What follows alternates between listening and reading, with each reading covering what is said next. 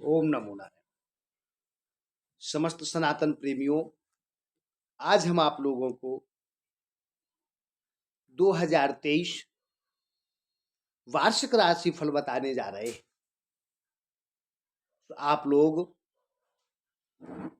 अपनी राशि के अनुसार श्रवण करें। आज मैं मेष राशि के बारे में बताने जा रहा हूं। सबसे पहले तो यह जान लें कि मेष राशि किन लोगों की होती है। जिन जातकों का नाम का पहला अक्षर आ और ला, आ और ला से शुरू होता है, उनकी मेष राशि होती है। चू से, चे से, चो से, ली से, लू से, ले और लो, यानी चू चे, चो, ला ली, लू ले, लो, आ, इन अक्षरों से जिनका नाम शुरू होता है उन जातकों की मेष राशि होती है। अब सभी जान गए होंगे मेष राशि के बारे में कि किसकी मेष राशि है। आइए अब चर्चा आगे बढ़ाते हैं। इस वर्ष 2023 में मेष राशि वाले जो जातक हैं वह अपनी महत्वाकांक्षा को साकार करने में अपना पूरा श्रम लगा देंगे, या यूं कहें अपनी पूरी मेहनत लगा देंगे। व्यवसाय क्षेत्र वालों के लिए यह वर्ष विशेष उपलब्धि कारक है। जो व्यापार करते हैं, बिजनेस करते हैं, उनके लिए यह वर्ष संपूर्ण उपलब्धियों को देकर जाने वाला है। परंतु व्यवसाय में इस वर्ष आपको परिश्रम और मेहनत अधिक करनी है और सफलता भी खूब मिलनी है। सफलता भी मेहनत के अनुसार अधिक मिलनी है, इसलिए परिश्रम हमें अधिक करना है। जो व्यवसाय के क्षेत्र से जुड़े हैं, अपेक्षाकृत महत्वपूर्ण परिवर्तन हो सकता है। जैसी आपकी इच्छा है उसके अनुसार परिवर्तन हो सकता है। वर्ष के मध्य कुछ व्यर्थ कार्यों में धन व समय लग सकता है, ऐसी स्थिति बन रही है। नौकरी पेशा जो लोग हैं, जो धंधे कर रहे हैं, उन्हें अनचाहे स्थान का परिवर्तन, उत्तरदायित्वों में अनापेक्षित बदलाव आ सकते हैं। यदि आप राजनीतिक हैं तो जिन प्रतिद्वंदियों को आप पहले मात दे चुके हैं वे अचानक ही परिदृश्य पर उभरकर आपके जीवन में परेशानी खड़ी कर सकते हैं। यदि आपका कारखाना है, आप कारखाने के मालिक हैं, तो संयंत्रों के नवीनीकरण, मौजूदा संपत्ति के अधिकतम उपयोग जैसे कार्यों में नई तकनीक अपनाने का विचार आपके मन में उत्तरोत्तर प्रबल होगा और अप्रैल के बाद आप इन्हें कार्य रूप में परिणत कर सकेंगे। यदि आप किसान हैं तो प्रसन्न हो जाइए, खुश हो जाइए। इस वर्ष खेती के उत्पादन में भारी वृद्धि होगी और सोलर से बिजली उत्पादन का जो मन में विचार चल रहा होगा वह भी आपका किसी व्यक्ति की सहायता से पूर्ण हो जाएगा। और जो लोग शादी विवाह के योग हो गए हैं तो इस वर्ष शादी विवाह के भी योग बन रहे हैं। आप लोगों की शादी विवाह के भी योग बन रहे हैं। जो नौकरी करना चाहते हैं इस बार वह प्रयास करें, उन्हें नौकरी मिलने की अधिक संभावना है। जो नौकरी में लगे हुए हैं, नौकरी कर रहे हैं, उन्हें मन के मुताबिक स्थानांतरण का भी योग बन रहा है। जो वो जहां ट्रांसफर करवाना चाहते हैं उनका भी योग बन रहा है।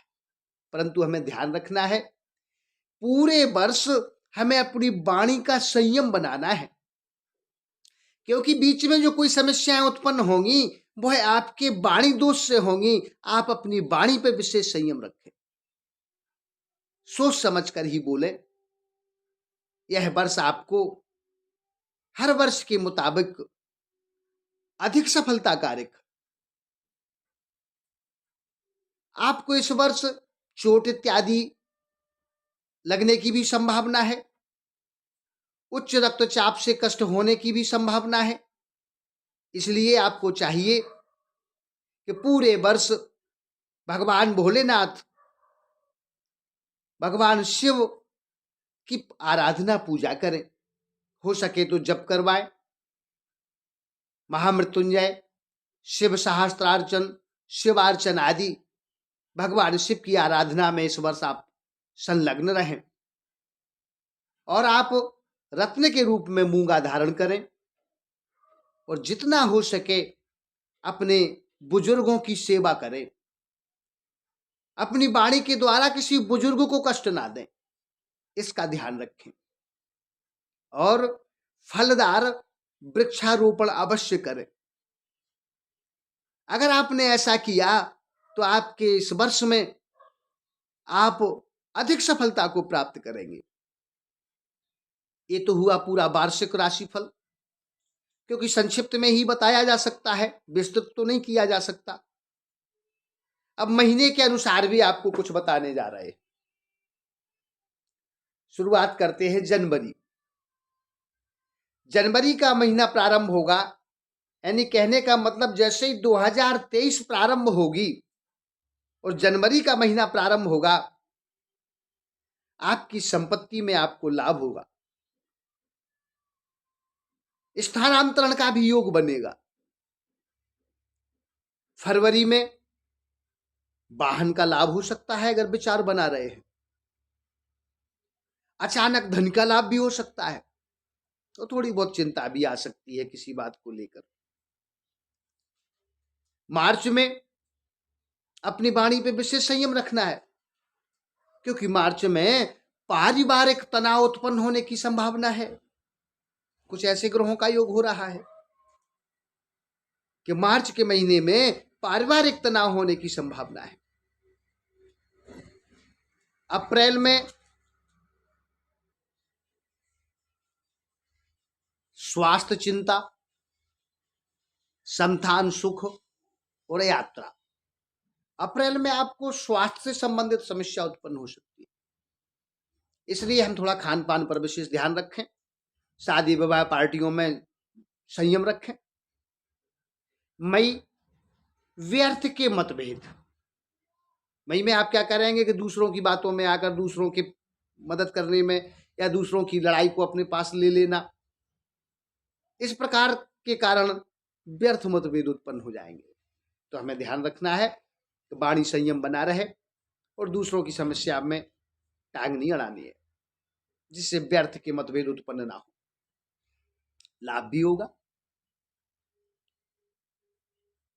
मई में भी व्यर्थ समस्या है, तो थोड़ा ध्यान रखना है।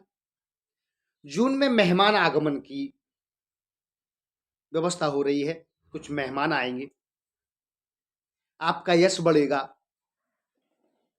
परंतु व्यर्थ का तनाव नहीं लेना, क्योंकि तनाव भी व्यर्थ का उत्पन्न होगा। जुलाई में व्यर्थ तनाव किसी कारणवश और वाहन लाभ। वाहन लाभ का योग जुलाई में भी बन रहा है। वाहन का योग फरवरी में भी बन रहा है और जुलाई में भी बन रहा है। अब जब आप प्रयास करेंगे, अगस्त के महीने में खर्च अधिक होगा, वाद विवाद हो सकता है, तनाव बढ़ सकता है। इसलिए वाणी का संयम अति आवश्यक है। सितंबर में कहीं दूर यात्रा का योग बन रहा है, कहीं घूमने जाना, किसी कार्य के लिए जाना, व्यवसाय के लिए, अर्थात दूर जाने की यात्रा का योग बन रहा है। सफलता भी प्राप्त होगी और सितंबर में ही कुछ रोगों का भी भय हो सकता है, इसलिए हमें सितंबर को ध्यान में रखना है, खान पान का विशेष ध्यान रखना है। अक्टूबर में आपको अधिक मेहनत करनी पड़ेगी, तब सफलता मिलेगी। व्यर्थ का तनाव रहेगा, व्यर्थ के खर्च भी रहेंगे, तो वाणी का संयम बनाए रखोगे, बुद्धि का सही उपयोग करोगे तो ये छोटी छोटी समस्याएं कंट्रोल कर लोगे। नवंबर, किसी मित्र से मिलन होगा नवंबर में। नवंबर में हमें एक चीज का और ध्यान रखना है कि हम कोई यात्रा वगैरह करते हैं तो हमें, मोटरसाइकिल से यात्रा करते हैं तो हेलमेट का जरूर प्रयोग करें, और फोर व्हीलर की यात्रा करते हैं तो सीट बेल्ट का जरूर प्रयोग करें, क्योंकि कुछ वाहन के द्वारा कष्ट होने की संभावना बन रही है। इसलिए हमें पहले से ही सतर्क होकर कोई भी यात्रा करें तो नवंबर में हम विशेष ध्यान करें। यही हाल दिसंबर का है, दिसंबर में भी विशेष ध्यान करें। शारीरिक कष्ट हो सकता है, वाहन के द्वारा कोई घटना घट सकती, तो हमें अपनी सुरक्षा के साथ यात्रा करनी चाहिए। और दिसंबर आते आते जिनके संतान सुख नहीं जिन्हें प्राप्त हुए, हो सकता है कि भगवान की कृपा से दिसंबर तक आते आते आपको संतान सुख की भी प्राप्ति हो जाए, जिन्हें संतान की सुख की प्राप्ति अभी तक नहीं हुई। अगर पूरा देखा जाए तो लगभग यह 2023 मेष राशि के जातकों को अधिकतम अच्छा फल देने के लिए आया है। अभी तक के जितने भी बिगड़े हुए कार्य थे उन सबको सुधारने के लिए आया है और धन इत्यादि को बढ़ाने के लिए आया है। इस बार 2023 आपको धन वृद्धि कराएगा, सुख देगा। जिनका दाम्पत्य जीवन अभी तक शादी नहीं हुई उनके शादी के योग भी बनाएगा।